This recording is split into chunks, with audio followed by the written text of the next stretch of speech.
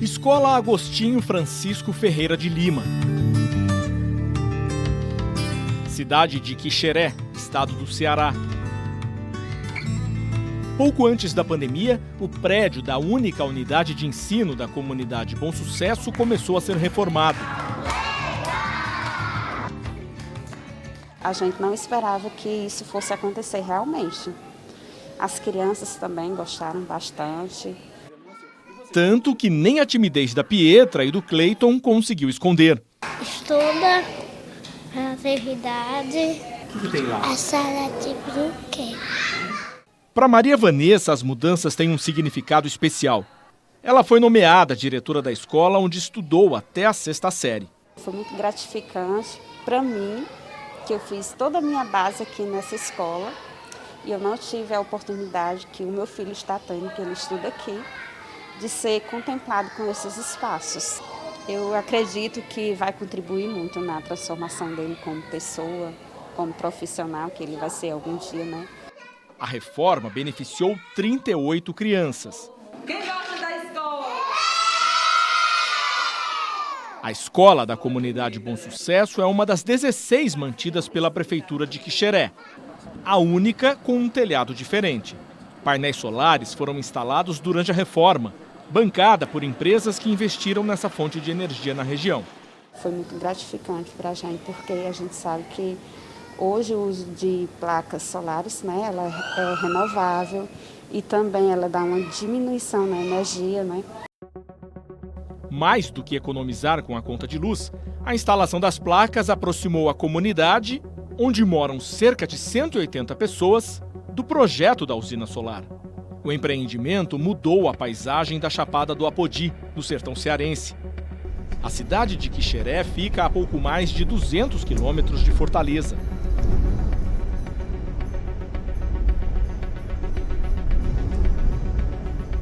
O trecho inicial, a partir da capital cearense, é cercado por uma das espécies mais tradicionais do Nordeste brasileiro. São quilômetros e quilômetros de cajueiros frondosos.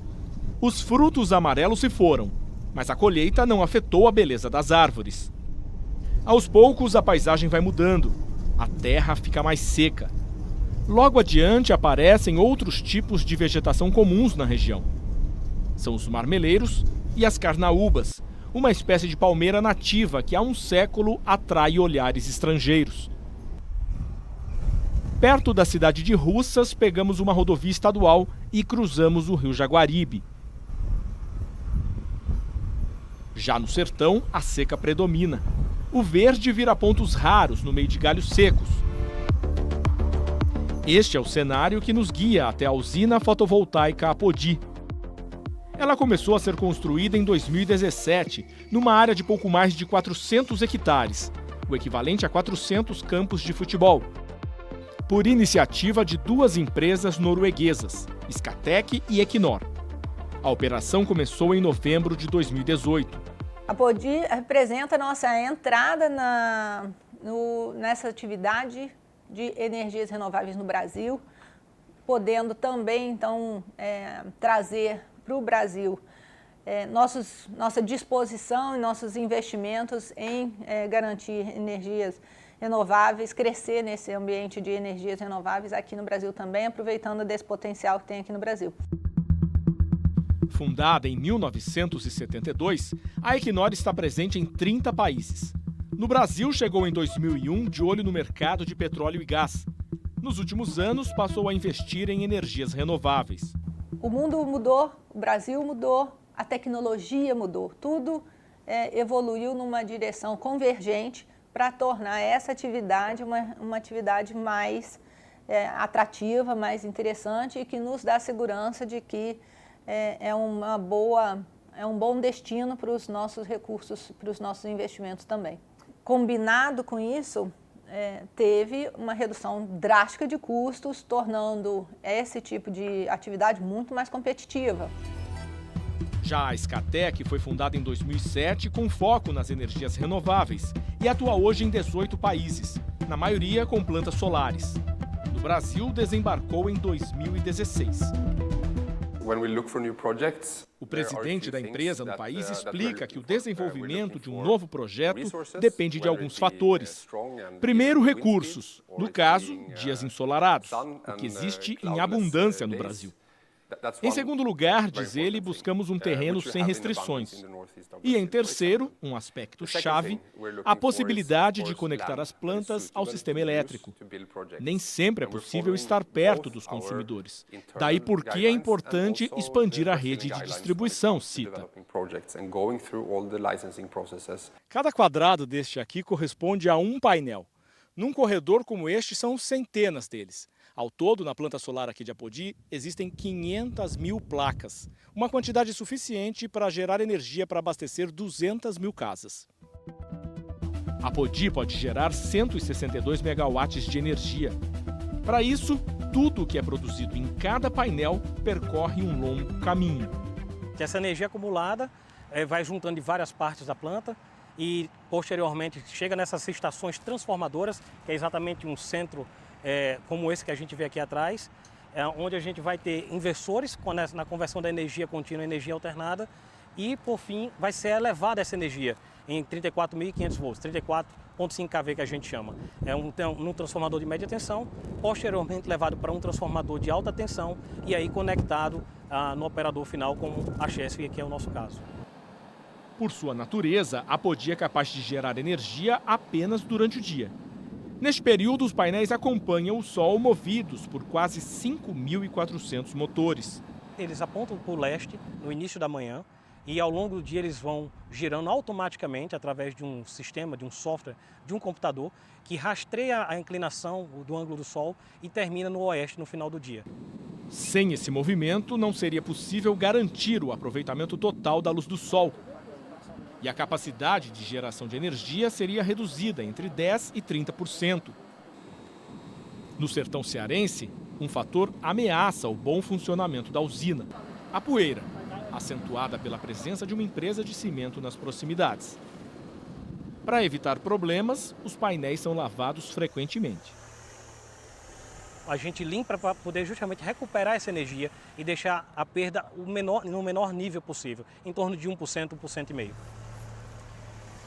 A Apodi custou 225 milhões de dólares, cerca de 1 bilhão e 100 milhões de reais, e é a maior planta solar da Scatec Equinor fora da Europa. Desde que começou a operar, evitou a emissão na atmosfera de 345 mil toneladas de gás carbônico, o CO2, um dos principais gases responsáveis pelo efeito estufa, ligado diretamente à crise climática.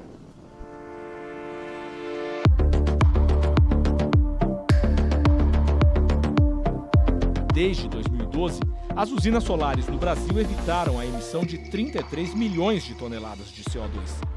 É como se 33 milhões de carros parassem de rodar, mais de 5 vezes a frota de automóveis da cidade de São Paulo. As projeções aí é que a gente atinja o net zero, né, o zero de emissões líquidas até 2050, e as energias renováveis são uma solução, assim, não só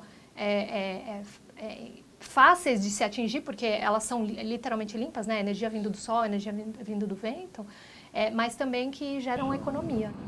Além da sustentabilidade, os empreendimentos desse tipo têm um efeito econômico. Segundo a Associação Brasileira de Energia Solar Fotovoltaica, eles geram eletricidade a preços até 10 vezes menores que das termoelétricas fósseis ou na comparação com a energia importada de países vizinhos. Atualmente, o Brasil soma mais de 9 gigawatts de potência operacional em usinas de grande porte. É o equivalente a mais da metade da hidrelétrica de Itaipu, a segunda maior do mundo. As usinas solares estão distribuídas em 12 estados, principalmente na região Nordeste. De acordo com a última edição do Atlas Brasileiro de Energia Solar, do INPE, Instituto Nacional de Pesquisas Espaciais, a região tem o maior potencial solar no país.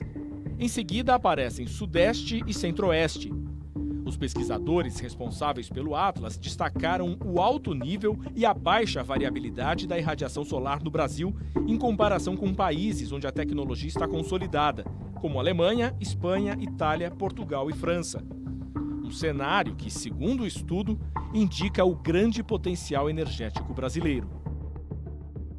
Ninguém esperava que a gente se tornaria a segunda maior fonte de energia do Brasil já no ano de 2023, né? Mas as projeções assim, de algumas empresas, por exemplo, de estudos como a Bloomberg, já há mais de 10 anos já projetam que entre 2030 e 2040 a fonte solar fotovoltaica ela vai ser a maior fonte de energia elétrica aqui do Brasil. Desde 2012, os investimentos em grandes projetos no setor passam de 46 bilhões de reais, segundo a Absolar. Para 2023, a entidade prevê mais 20 bi. Isso deve representar 5 gigawatts a mais de potência instalada. Se o número se confirmar, o país deve atingir 34 gigawatts em energia solar, 2/3 referentes a pequenas instalações. Uma parte dos investimentos cruzou o Atlântico, da Noruega para o Brasil. O relatório mais recente sobre investimentos noruegueses no país revela que 71% do dinheiro aplicado aqui foi para o setor de energia. Do valor investido, 4% foram destinados a fontes renováveis.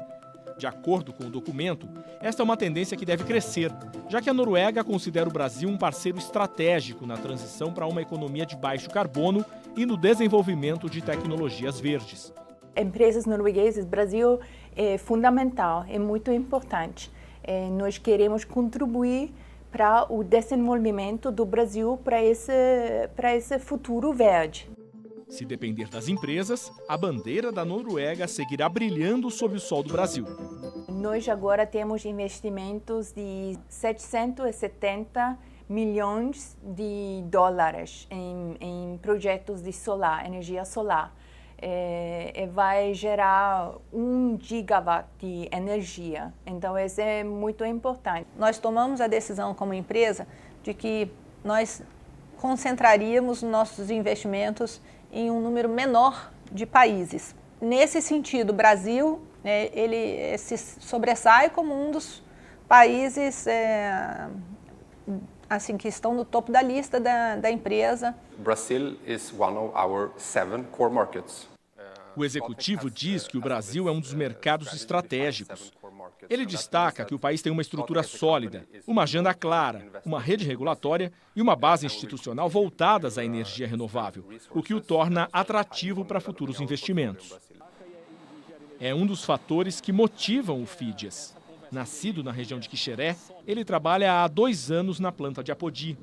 Além de transformar a comunidade vizinha, você gera emprego de qualidade para toda a região, né? Para todas as cidades circunvizinhas, aí no raio de 50, 60 quilômetros, para técnicos, engenheiros, equipe administrativa, enfim, é uma rede em cadeia de empregos de qualidade. Falo por mim e também pelos funcionários da Escatec. A melhor coisa que podemos fazer é investir nosso tempo, nosso dinheiro em países como o Brasil, onde há estrutura e onde há oportunidade de construir fontes de energia renovável. Por mais que de longe a gente tente imaginar a grandeza do aerogerador, a gente só tem a real dimensão do tamanho desse equipamento quando a gente chega pertinho.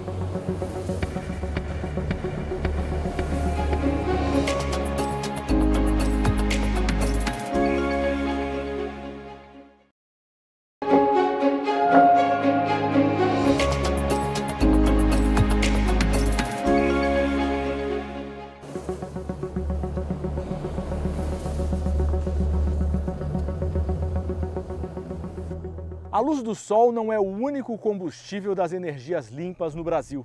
Aqui na região Nordeste, os ventos também ajudam a mover a transição energética do país. Este é o complexo Ventos de Santa Eugênia, da Statkraft, uma estatal norueguesa. A construção começou em janeiro de 2021 e deve ser concluída no segundo semestre deste ano. Parte dos equipamentos já está em operação. No total, serão 14 parques eólicos numa área de 489 hectares, o equivalente a quase 500 campos de futebol.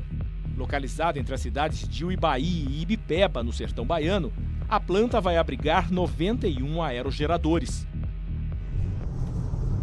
Para chegar ao complexo, viajamos por mais de 500 quilômetros a partir da capital Salvador. São cerca de 7 horas de carro. Pelo caminho, cruzamos com partes de futuros aerogeradores, levadas de caminhão por uma rodovia estadual, a BA-052. A montagem das torres é uma operação complexa. A gente precisa de fundação para segurar e suportar todo esse peso. Os componentes são fabricados, partes na região e partes até fora do Brasil. Depois de pré-montar todas essas peças, a gente precisa de um guindaste. A gente usa o guindaste de 750 toneladas para montar todos esses quebra-cabeças, todas essas peças da torre e os componentes. Por mais que de longe a gente tente imaginar a grandeza do aerogerador, a gente só tem a real dimensão do tamanho desse equipamento quando a gente chega pertinho. Eu, por exemplo, com 1,75 m de altura, praticamente desapareço aqui na base do aparelho.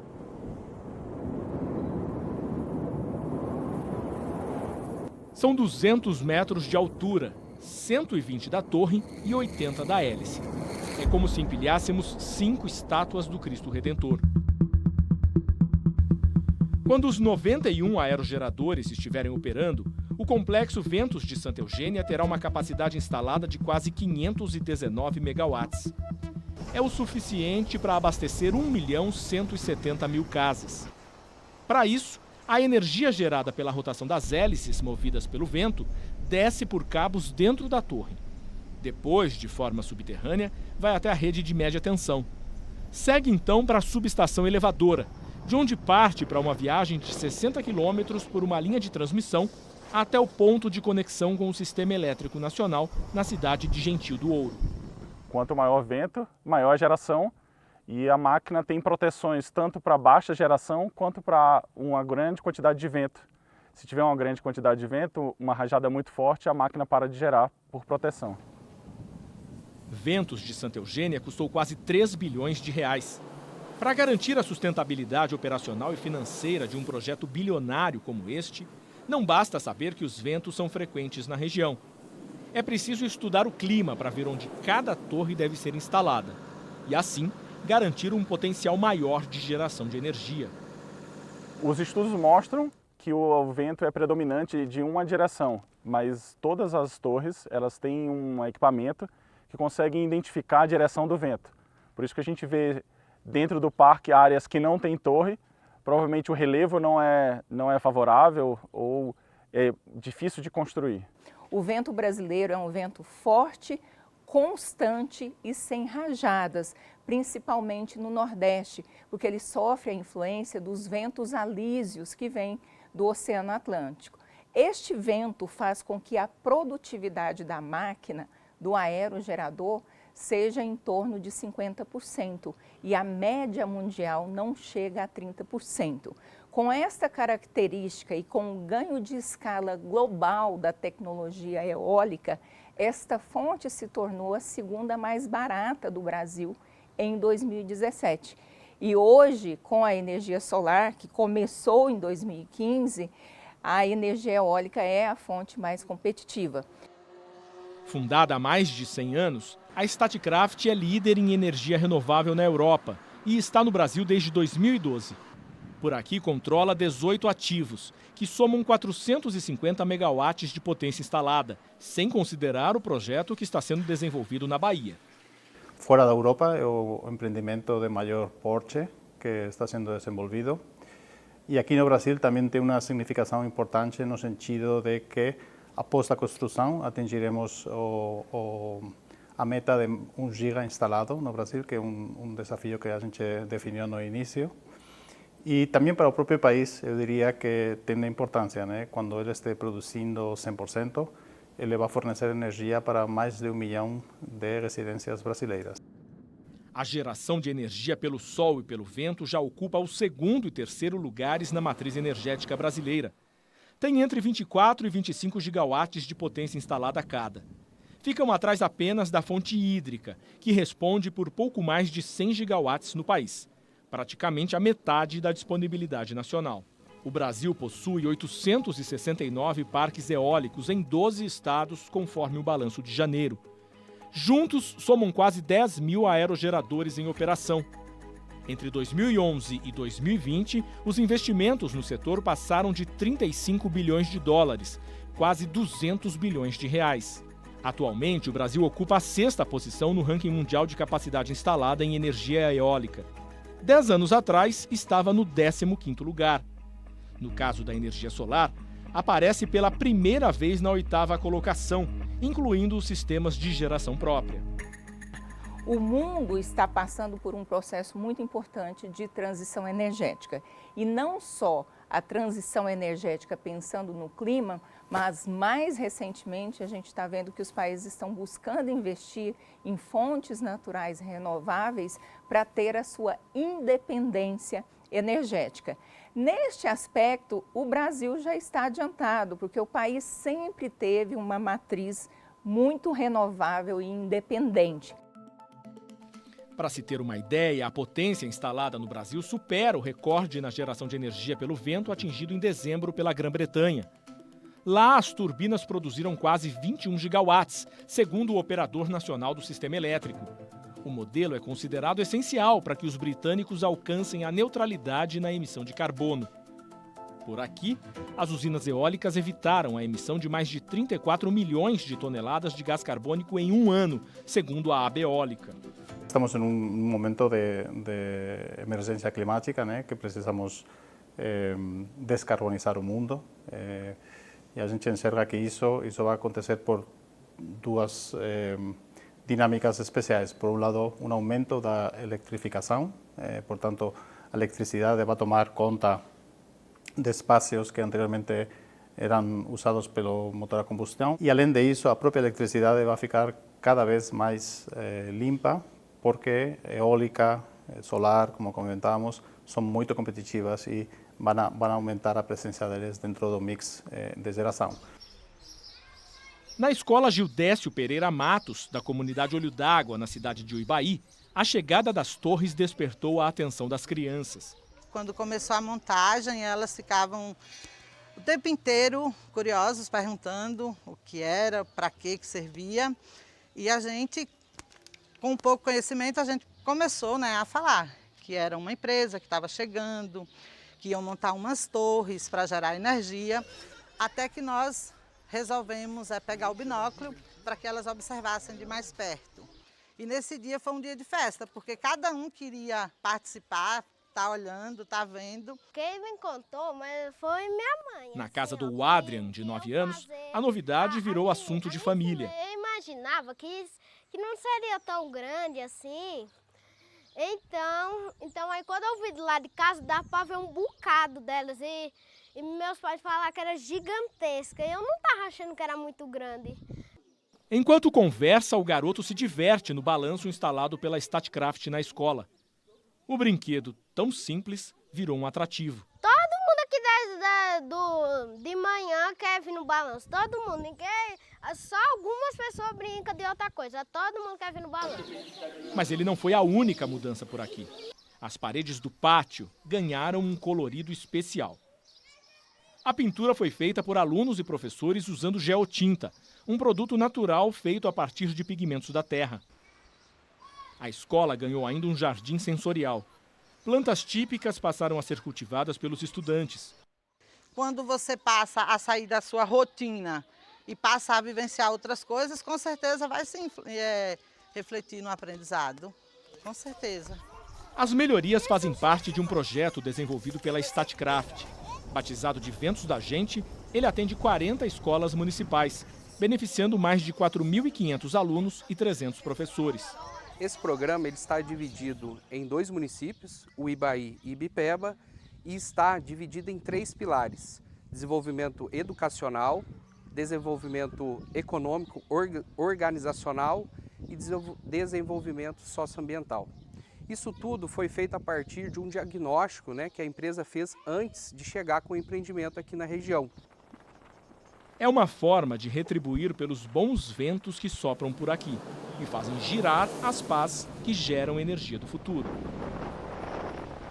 São as sementes de um novo amanhã. Com a chegada do empreendimento, traz, né, para essa região oportunidades de emprego, né? Acredito que a maioria dos pais dessas crianças tiveram a oportunidade de contribuir para o andamento desse projeto e também mostrar para essas crianças, né, futuras oportunidades aqui na região. A partir do momento que eles sentiram, né, o sabor de trabalhar, de ganhar o seu pão, com certeza eles não vão ficar onde eles estavam, eles vão querer mais. Ou nessa empresa ou em outra, mas eles vão querer uma vida melhor do que o que eles tinham. Nós estuda assim, aprende. Aí quando nós crescermos, nós vai ser alguma coisa da vida.